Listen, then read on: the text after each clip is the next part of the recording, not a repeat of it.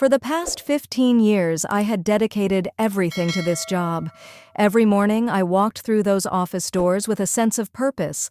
I had worked my way up, starting from a junior position, handling the smallest tasks, and now I was managing entire departments. It wasn't easy, but I had never backed down. It was my life. I thought it was my place, my family.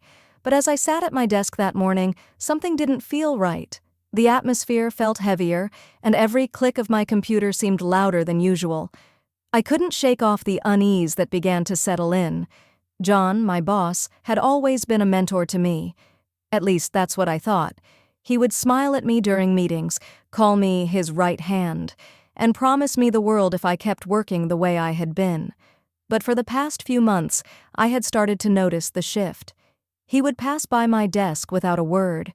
Even when I had saved the company countless times from disaster, meetings that once included my insights were now held without me. I didn't understand why, but deep inside, I knew it was coming. I spent the morning lost in my thoughts, wondering what had changed. Then, at exactly noon, I received the email. It was short and blunt, missing the warmth that had always been present in previous communications. "Please meet me in my office at 2 p.m., it read. Something inside me clicked. I wasn't shocked, but the weight of it still hit me hard. This was it. I had known this moment was approaching for some time. It wasn't just the silences or the coldness, it was the subtle signs that had been stacking up. But I had been preparing for this. I had sensed it long before. I tried to keep my nerves in check as I walked to John's office. The door was closed. I knocked and entered, my heart pounding in my chest. As I stepped inside, I saw his face. The same face I had worked alongside for years, but now it was different. Cold, detached. There was no smile, no recognition of all that I had done for the company, just a serious tone and a voice that felt almost mechanical. "We've decided to let you go, Kiran," he said without hesitation, as if the words had been rehearsed. "Your position is being eliminated. We appreciate all you've done, but it's time to move on." His words seemed to hang in the air, but somehow I wasn't surprised. 15 years of loyalty, dedication, and countless sacrifices, and this was how it ended. But I didn't let the shock show. I took a deep breath and met his eyes. I stayed calm, collected, because deep down, I knew. This wasn't the end for me. John had no idea what was coming. I walked out of his office, my head spinning. The weight of his words didn't fully sink in yet, but my heart was already racing. The feeling I had all morning, an uneasy sense of knowing, was finally confirmed. As I made my way back to my desk, I noticed the usual quiet in the office, but it felt more oppressive now. I had worked alongside these people for years, but something was different. I couldn't place it, but I felt like an outsider in the very place I had built my career. I sat down and stared at the screen in front of me, but nothing made sense. John had always been the one to praise me for my dedication, my hard work, even when others didn't notice. And yet, here I was, dismissed. 15 years of loyalty, and it all amounted to this: a simple email, a cold dismissal, and a promise that felt hollow. I was tempted to clean out my desk, gather my things, and leave without a word. But I didn't. I had a plan. I had known something like this might happen, and I'd spent months preparing for it. I had seen the shift in the office culture, the way John treated me differently. I had noticed how my contributions were becoming less important, how my projects were being handed to others. But that wasn't all. I had spent the last few months working behind the scenes, building something that would protect me. I had quietly patented a project I had been working on for years, an idea that had the potential to change everything. John didn't know, and the company didn't know either. I had kept it to myself, knowing that one day I might need a backup plan. And now that day had come. As I sat there, a wave of determination washed over me. I didn't need this company. I didn't need John's approval anymore. I had already taken steps to secure my future, and I knew I had the power to create something bigger than any of them could ever imagine. My phone buzzed, snapping me back to reality. It was an email from a startup company I had been in talks with for months. Their message was short, but it was exactly what I needed. They were ready. They had been following the developments at the company, and now that I was officially out, they were offering me the position I had always dreamed of, one where my ideas would be valued, and I would finally have the recognition I deserved. I didn't need to think twice. The email was a sign, one that I had been waiting for. With a smile, I closed my laptop and stood up from my desk. This wasn't the end of my career, it was just the beginning. John had no idea what he had just unleashed. The next few days passed in a blur. I packed my things in silence, my heart still heavy with disbelief, but there was a strange sense of calm too. The shock of being dismissed had faded, replaced with a quiet but undeniable certainty. As I left the office for the last time, I didn't look back. I knew that nothing could hold me there anymore. At home, I sat down and read the email from the startup once again. This time, it felt different. This wasn't just a job offer, it was the opportunity I had been building toward. I had spent years pouring my heart and soul into this company, but all of it felt like preparation for what was coming next. I didn't just want to work for another company, I wanted to build something of my own. And the startup was the perfect place to do that. The next few weeks were a whirlwind. I started working with the new company, and the contrast between how I was treated there and how I was treated at my previous job couldn't have been more stark. The team welcomed me with open arms, and I finally felt like my voice was being heard. The ideas I had brought to my old job, the ones I had fought so hard to present, were now being embraced. The people here didn't just value my work, they valued me. John and the company had no idea what was happening. They still didn't know that I had been quietly making moves while they thought they had pushed me out.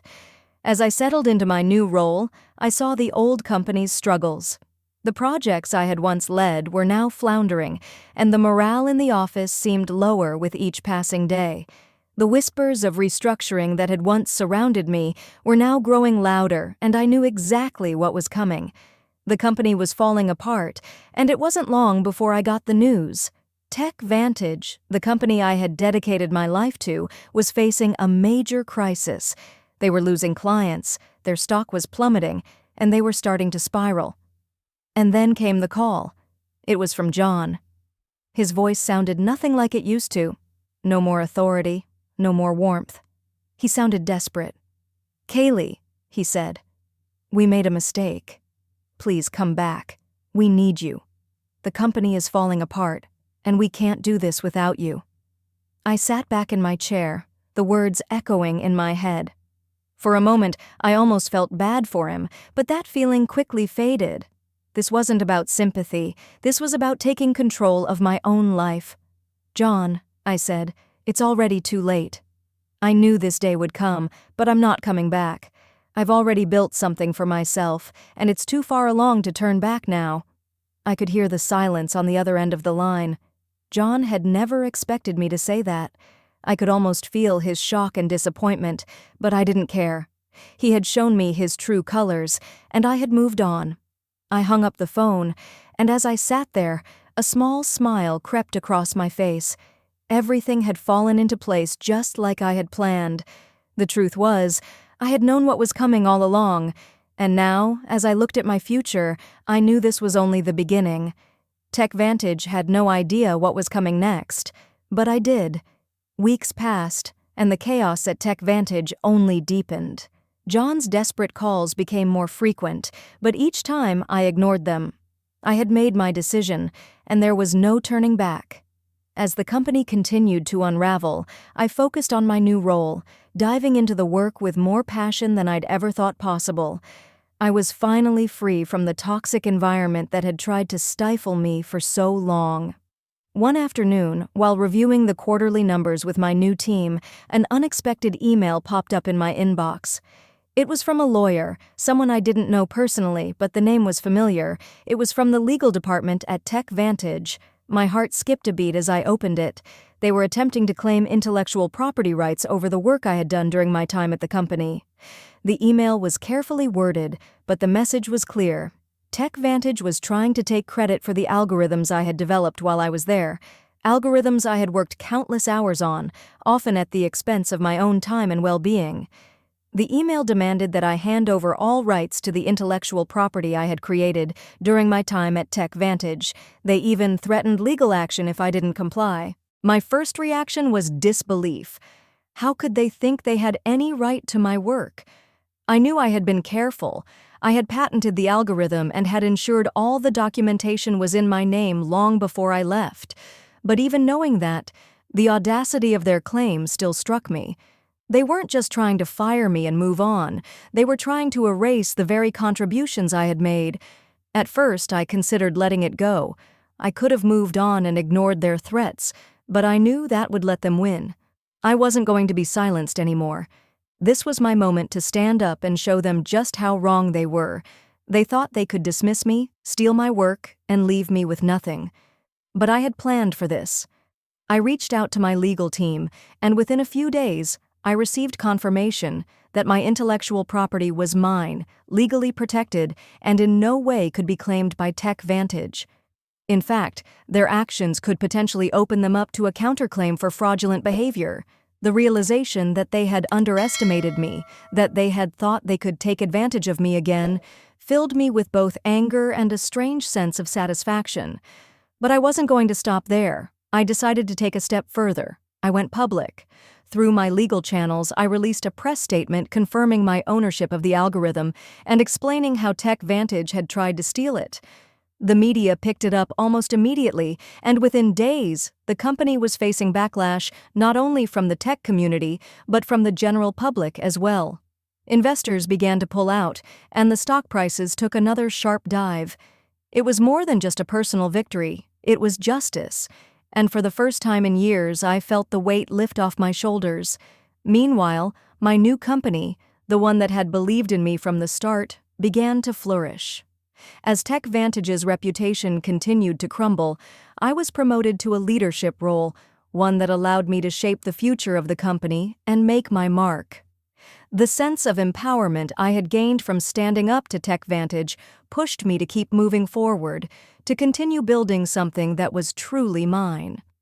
I looked back one last time at the email from John, the company that had once been my entire world.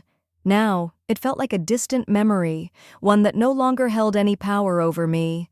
I had built my future, and there was nothing that could tear it down. John still had no idea what was coming next. But I did. And this was only the beginning. Months went by, and the shift in the industry was unmistakable. TechVantage had fallen further into decline, while my new company, under my leadership, began to soar. The press continued to cover the scandal of TechVantage's attempted intellectual property theft, and investors who had once flocked to the company now distanced themselves. Every week, the stories of their downfall flooded the media. John, once so confident in his position of power, was now left struggling to salvage what was left of his company. I couldn't help but feel a quiet satisfaction in watching it all unfold. But as I watched the world I had left behind disintegrate, I realized something. My true victory wasn't about watching their failure, but about my own growth. TechVantage had pushed me out, but in doing so, they had unknowingly set me free. I had been forced to face my own fears, my own worth, and ultimately, my own power. And now, I was no longer dependent on anyone for validation. I had reclaimed my own narrative, my own future.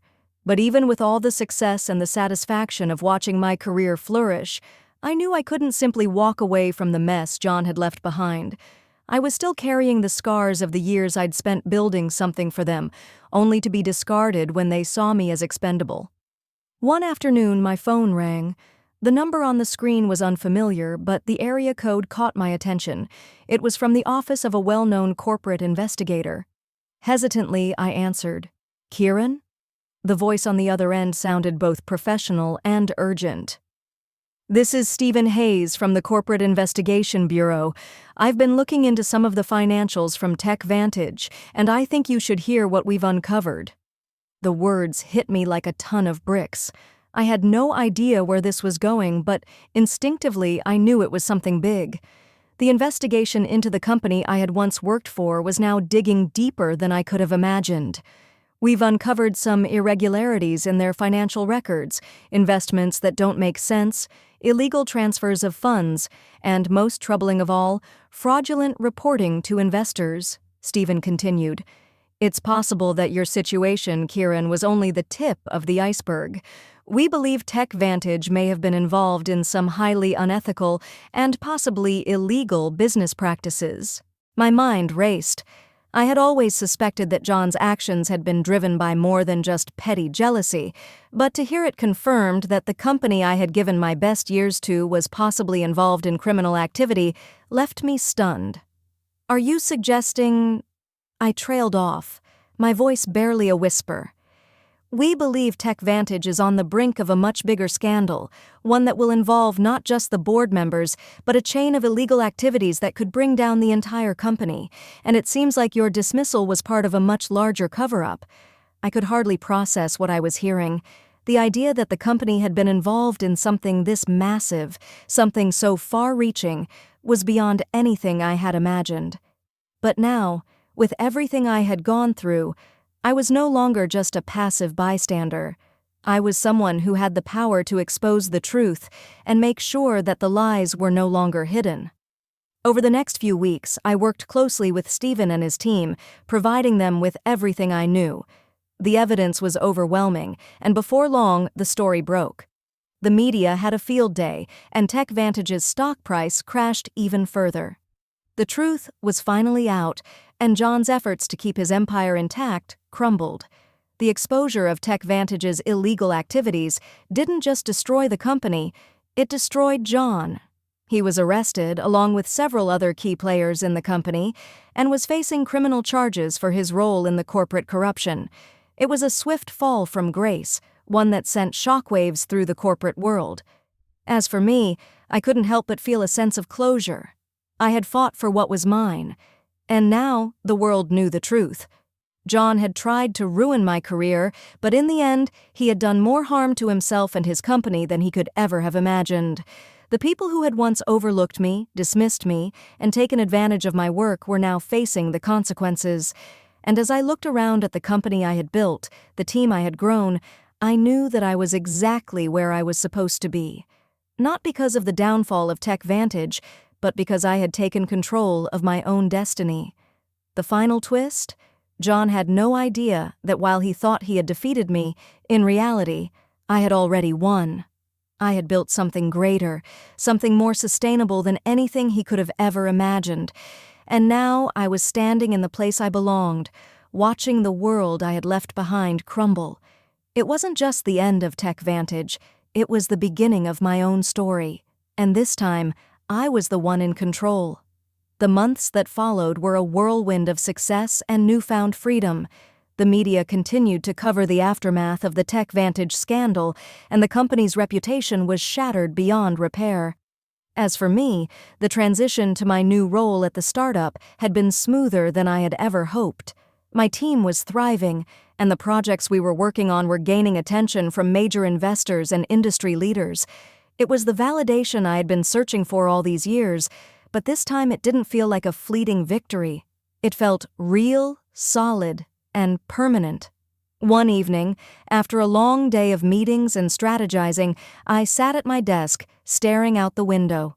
The office was quiet, but in the silence, I couldn't help but feel a sense of peace. This was what I had been fighting for, a place where my voice mattered, where my contributions were truly valued. But as I sat there, I was reminded of the call I had received from the investigator months ago. The news of John's downfall had been sweeping through the media, but I couldn't shake the feeling that there was something I had missed, something bigger than just the scandal. I had moved on, but part of me was still waiting for the other shoe to drop. That's when I received another call, this time from my old colleague at TechVantage, Anna. Her voice sounded shaky as she spoke. "Kiran, you need to hear this. There's more, something much bigger than we thought." I felt my pulse quicken. "What do you mean?" Anna hesitated, and when she finally spoke, it was clear that she had information that was going to shake everything I thought I knew about the whole situation. "There's a hidden clause in some of TechVantage's earlier deals," she began. "It's about the acquisitions, the ones that were never made public, and it involves some very powerful people who are still in charge. I thought you should know there's more corruption at play here than just John's actions. He wasn't the mastermind." My heart raced. I couldn't believe what I was hearing. John wasn't the mastermind? After everything I had been through, after watching his career implode, this new revelation felt like a gut punch. My mind raced back to all the deals, the meetings, the times I had been kept out of important discussions. Had I missed something? Were there more people involved in this web of deceit than I had realized? Anna continued, her voice filled with urgency. "I found evidence that points to a bigger scheme, something that goes all the way to the top. If this comes out, it could take down more than just the company. It could take down people who have been hiding behind John's back. You need to know what you're dealing with." I sat there, absorbing her words. I had thought I was done with TechVantage, that I had escaped its grasp, but now it seemed like the deeper layers of the corruption I had uncovered were far more dangerous than I had realized. This wasn't just about a few shady deals. It was a complex network of power, manipulation, and greed that stretched much further than I had ever expected. I had a choice to make. I could walk away, finally leave it all behind and continue building my future. Or I could go further, uncover the truth, and ensure that the full extent of the corruption was revealed to the world. But what would it cost me? The decision wasn't easy, but as I sat there, thinking about everything I had endured, the years of sacrifice, the betrayal, the lies, I realized I couldn't stop now. I had come this far, and the truth needed to come out, no matter what. "Anna," I said, my voice steady, "we're going after this. We're going to find the people behind all this, and we're going to make sure they can't hide anymore." She didn't need any more convincing. We both knew that this wasn't just about revenge.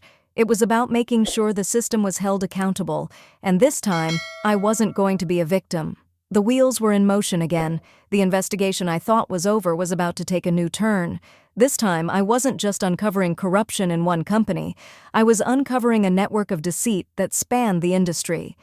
As the night grew quiet around me, I couldn't help but feel a surge of determination. This was no longer just about TechVantage. This was about power, control, and justice. The twists had only just begun.